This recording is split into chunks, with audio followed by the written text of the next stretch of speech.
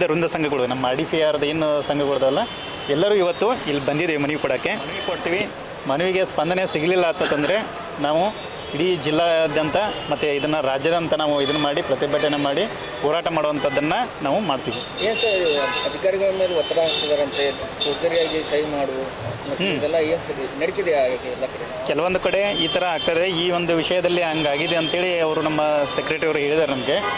ಅದಕ್ಕಾಗಿ ಏನು ಒತ್ತಡ ಮಾಡಿ ದಬ್ಬಾಳಿಕೆ ಮಾಡಿ ಏನು ಕೆಲಸ ಮಾಡ್ಕೊರೋಕ್ಕೆ ಈ ಥರ ಏನು ಹಲ್ಲೆ ಮಾಡಿದಾರಲ್ಲ, ಮಾರಣಾಂತಿಕ ಹಲ್ಲೆ ಏನು ರಾಡು ಇವನು ಮಾಡಿದಾರಲ್ಲ, ಅವ್ರಿಗೆ ತಕ್ಕ ಶಿಕ್ಷೆ ಆಗಲೇಬೇಕು.